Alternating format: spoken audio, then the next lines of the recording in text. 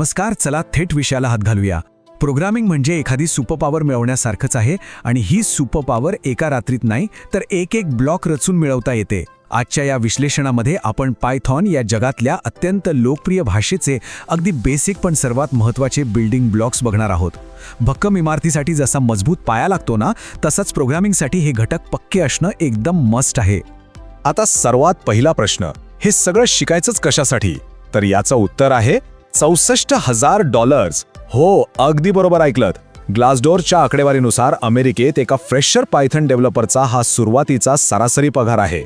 आता विचार करा, या एका आकड्यावरूनच लक्षात येतं की या भाषेत मास्टरी मिळवणं किती फायद्याचं ठरू शकतं. म्हणूनच याकडे थोडं गांभीर्याने लक्ष देणं गरजेचं आहे. हा आपला आजचा रोड मॅप. आपण 5 टप्प्यांतून जाणार आहोत. 1. पायथन का शिकायची. 2. व्हेरिएबल्स आणि डेटा टाइप्स. 3. फ्लो कंट्रोल करणं. 4. अनेक गोष्टी एकत्र कशा साठवायचा. आणि 5. फंक्शन्स आणि त्यांचा पुनर्वापर. बघायला गेलं तर ही भाषा खूप मोठी वाटते, पण असा टप्प्याटप्प्याने प्रवास केला की कोणालाही तिची भीती वाटणार नाही. एकदम सोपं आहे. सुरुवात करूया पहिल्या टप्प्यापासून. पायथन का शिकायची? तर याचं साधं कारण म्हणजे पायथन ही जगातली फक्त सर्वात लोकप्रिय भाषा नाहीये, तर ती शिकायला जगातली सर्वात सोपी भाषा मानली जाते. आणि प्रत्यक्ष कोडिंग सुरू करण्यासाठी आपल्याला फार काही लागत नाही. फक्त python.org वर जायचं, तिथून पायथन डाउनलोड करायचं आणि पायचाम सारख्या एखाद्या IDE सोबत ते जोडायचं. आता IDE म्हणजे काय? Integrated development environment. खूप अवघड वाटतंय ना? पण सोप्या भाषेत सांगायचं तर हे असं एक सॉफ्टवेअर आहे ज्याचा वापर करून आपण दुसरं सॉफ्टवेअर बनवतो. बस एवढंच. आता आपण दुसऱ्या टप्प्याकडे म्हणजे कोडच्या अगदी मूळ घटकांकडे वळूया. व्हेरिएबल्स आणि डेटा टाइप्स. हे म्हणजे कोणत्याही कोडची अगदी अणुरेणू आहेत. व्हेरिएबल्स म्हणजे सोप्या भाषेत रिकामे डबे किंवा कंटेनर्स. आणि मजेची गोष्ट म्हणजे डब्यात जशी वस्तू ठेवली जाते तसाच तो डबा काम करतो. त्यात साखर ठेवली तर तो साखरेचा डबं. तसंच व्हेरिएबलमध्ये जी व्हॅल्यू असेल तसंच ते व्हेरिएबल वागतं. आता यात 4 मुख्य डेटा टाइप्स असतात. पहिले म्हणजे स्ट्रिंग्स. ही अक्षरांची मालिका असते, जसं की एखाद्याचं नाव. दुसरे इंटिजर्स म्हणजे पूर्ण संख्या, जसं की 21. तिसरे फ्लोट्स.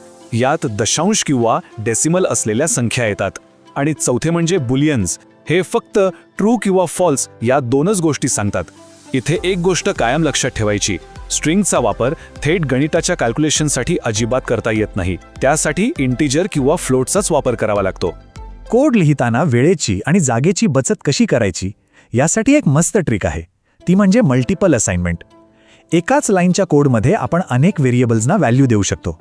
समजा स्पंजबॉब, पॅट्रिक, सँडी आणि स्क्विडवर्ड या चौघांचंही वय 30 वर्ष आहे असं सांगायचं असेल तर 4 वेगवेगळ्या ओळी लिहिण्यापेक्षा एकाच लाईनमध्ये बरोबर किंवा इक्वल टू चिन्हाचा वापर करून ते एकाच झटक्यात लिहिता येतं. पण आता असा विचार करा, गणिताचे आकडे आणि शब्दांच्या स्ट्रिंग्स एकत्र वापरायची असतील तर काय करायचं? इथे टाईप कास्टिंग मदतीला येतं. जेव्हा युजरकडून एखादं इनपुट घेतलं जातं तेव्हा ते नेहमी स्ट्रिंगच्याच स्वरूपात असतं. त्यामुळे जर गणित करायचं असेल तर आधी त्या स्ट्रिंगला इंटिजर किंवा फ्लोटमध्ये बदलावं लागतं आणि गणित करून झाल्यावर प्रिंट करताना टेक्स्टसोबत दाखवण्यासाठी परत स्ट्रिंगमध्ये आणावं लागतं. टाईपकास्टिंगमुळे या 2 वेगवेगळ्या डेटा टाइप्समधली दरी एकदम मस्तपैकी मिटते. स्ट्रिंग स्लायसिंगचा वापर करून एखाद्या मोठ्या स्ट्रिंगमधला आपल्याला हवं तेवढाच भाग कसा वेगळा काढायचा ते आता बघूया. याचे 3 मुख्य भाग असतात. स्टार्ट इंडेक्स म्हणजे जिथून सुरुवात करायची आहे, स्टॉप इंडेक्स म्हणजे जिथे थांबायचंय, आणि स्टेप म्हणजे कितीच्या अंतराने पुढे जायचंय. कम्प्युटरमध्ये मोजणी नेहमी 0 पासून सुरू होते हे विसरू नका. आणि यातली सगळ्यात भारी गोष्ट म्हणजे जर स्टेप म्हणून -1 म्हणजेच -1 वापरलं तर कोणतीही स्ट्रिंग अक्षरशः उलटी प्रिंट होते.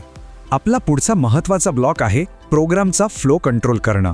आतापर्यंत आपण जो डेटा बघितला त्याला खऱ्या अर्थाने लॉजिक आणि दिशा देण्याचं काम इथे होतं. कोडमध्ये निर्णय किंवा डिसिजन्स कसे घेतले जातात? हवामानाचं उदाहरण घेऊया.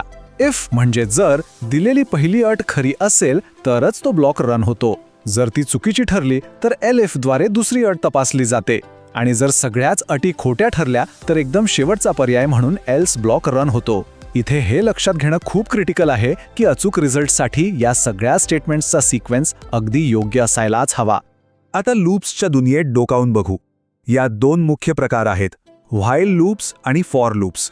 व्हाईल लूप्स तोपर्यंत अमर्यादित वेळा गोल गोल फिरत राहतात जोपर्यंत दिलेली अट खरी असते. त्यामुळे या लूपमधून बाहेर पडण्याची अट द्यायला चुकूनही विसरू नका, नाहीतर प्रोग्राम तिथेच अडकून पडेल. या उलट फॉर लूप्स खूप शिस्तबद्ध असतात. ते किती वेळा चालणार हे आधीच ठरलेलं असतं. त्यामुळे समजा एखादं काउंटडाऊन करायचं असेल तर फॉर लूप्स एकदम परफेक्ट काम करतात. लूप्सवर थोडा अजून कंट्रोल मिळवण्यासाठी 3 मुख्य स्टेटमेंट्स असतात. ब्रेक हे लूपला पूर्णपणे तिथेच थांबवतं. कंटिन्यू हे स्टेटमेंट पुढच्या इटरेशनकडे उडी मारतं. उदाहरणार्थ फोन नंबरमधले डॅश गाळायचे असतील तर याचा उपयोग होतो. आणि पास हे फक्त एक प्लेस होल्डर म्हणून काम करतं. म्हणजे समजा 13 हा आकडा अनलकी म्हणून तो कोडमधून स्किप करायचा असेल तर तिथे पास वापरलं की काम झालं. ते स्वतःहून दुसरं काहीच करत नाही. चौथ्या टप्प्याकडे वळूया, जिथे आपण डेटा कलेक्शनबद्दल बोलणार आहोत. अनेक वेगवेगळ्या पण संबंधित गोष्टी एकाच व्यवस्थित बॉक्समध्ये कशा ठेवायच्या हे आपण यात बघू. या 4 मुख्य डेटा स्ट्रक्चर्स आहेत आणि त्यांच्यातला फरक अगदी क्लिअर आहे. लिस्ट्समध्ये आपण पिझ्झाच्या स्लाइससारख्या अनेक गोष्टी एका क्रमाने ठेवू शकतो आणि त्या हव्या तशा बदलूही शकतो. ट्युपल्स मात्र एकदा बनवले की बदलता येत नाहीत, त्यामुळे फिक्स रेकॉर्डसाठी ते एकदम बेस्ट आहेत. सेट्समध्ये डुप्लिकेट गोष्टी चालत नाहीत आणि माहिती शोधण्यासाठी ते सर्वात फास्ट असतात. पण डिक्शनरीज या सगळ्यात वेगळ्या आहेत. त्या की व्हॅल्यूच्या जोड्या वापरतात, जसं की एखाद्या देशाचं नाव आणि त्याची राजधानी.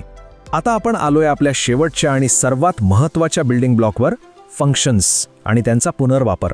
प्रत्येक वेळी नव्याने कोड लिहिण्यापेक्षा डेव्हलपर्स असे कोडचे कारखाने कसे बनवतात जे पुन्हा पुन्हा वापरता येतील ते इथे समजेल. फंक्शन म्हणजे नक्की काय?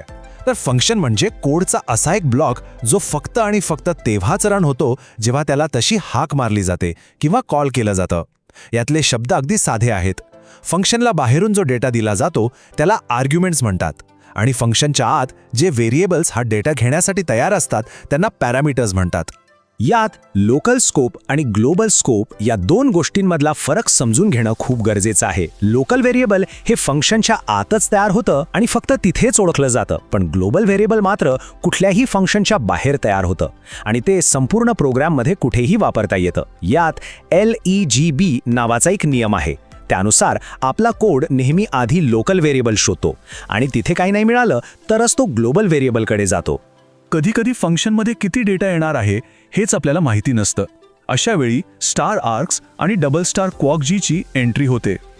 स्टार आर्क्स काय करतं तर ते अनपेक्षित संख्येचे पोझिशनल आर्ग्युमेंट्स एका ट्युपलमध्ये पॅक करतं आणि डबल स्टार क्वॉकजी कीवर्ड आर्ग्युमेंट्स एका डिक्शनरीमध्ये पॅक करतं. यातली खरी जादू आहे ती त्या ॲस्टेरिस्क्स किंवा स्टार्सची, जे हे सगळा डेटा गोळा करण्याचं अवघड काम अतिशय लीला पार पाडतात. नेस्टेड फंक्शन कॉल्स म्हणजे एका फंक्शनच्या आत दुसरं फंक्शन वापरणं. यामुळे कोड किती कॉम्पॅक्ट होतो हे बघण्यासारखं आहे. हे कसं काम करतं तर आधी सर्वात आतलं फंक्शन सोडवलं जातं, जसं की युजरकडून इनपुट घेणं. मग त्यातून आलेलं उत्तर बाहेरच्या फंक्शनला दिलं जातं आणि शेवटी सर्वात बाहेरचं फंक्शन म्हणजे समजा प्रिंट कमांड ती चालवली जाते. 5 वेगवेगळ्या ओळींचा कोड एकाच ओळीत असा साखळी पद्धतीने गुंफता येतो. हे खरंच भारी आहे. आता बघूया स्ट्रिंग फॉर्मॅटिंग. ही एक खूपच इम्प्रेसिव्ह पद्धत आहे. वाक्यांमध्ये कर्ली ब्रेसेस म्हणजेच ब्रॅकेट्सचा वापर करून आपण तिथे रिकाम्या जागा ठेवू शकतो, जिथे नंतर व्हेरिएबल्स टाकता येतात. फॉर्मॅट मेथड वापरून आपल्याला आउटपुट अगदी हवं तसं कंट्रोल करता येतं. मग ते शब्दांमध्ये योग्य स्पेसिंग सोडणं असो किंवा दशांश असलेल्या संख्या अगदी अचूकपणे दाखवणं असो. आणि रँडम मॉड्यूलबद्दल तर बोलायलाच हवं. याने प्रोग्राममध्ये थोडी मजा आणता येते. रँड इंट वापरून कुठल्याही 2 अंकांमधला एक रँडम आकडा मिळवता येतो. चॉईसने एखाद्या लिस्टमधली कोणतीही एक गोष्ट निवडता येते आणि शफलचा वापर केला तर लिस्टमधल्या गोष्टींची जागा पूर्णपणे रँडमली बदलता येते. याचा वापर करून डाईस रोल करणं, रॉक पेपर सीझर सारखा गेम बनवणं किंवा अगदी पत्त्यांचा कॅट पिसणं सुद्धा किती सोपं होऊन जातं. तर अशा प्रकारे आपण पायथनचे सगळे आवश्यक आणि मूळ पायाभूत घटक समजून घेतले आहेत. कोडिंगचे सगळे महत्त्वाचे ब्लॉक्स आता आपल्या हातात आहेत. आता प्रश्न हा उरतो की जगातल्या सर्वात लोकप्रिय प्रोग्रामिंग लँग्वेजचे हे सगळे बारकावे शिकल्यानंतर पुढे काय नवीन बनवता येईल. हे सगळं लॉजिक वापरून स्वतःचं पहिलं हॅलो वर्ल्ड लिहिण्याची आणि प्रत्यक्ष प्रॅक्टिस सुरू करण्याची हीच तर योग्य वेळ आहे. विचार करा आणि कोडिंग सुरू करा.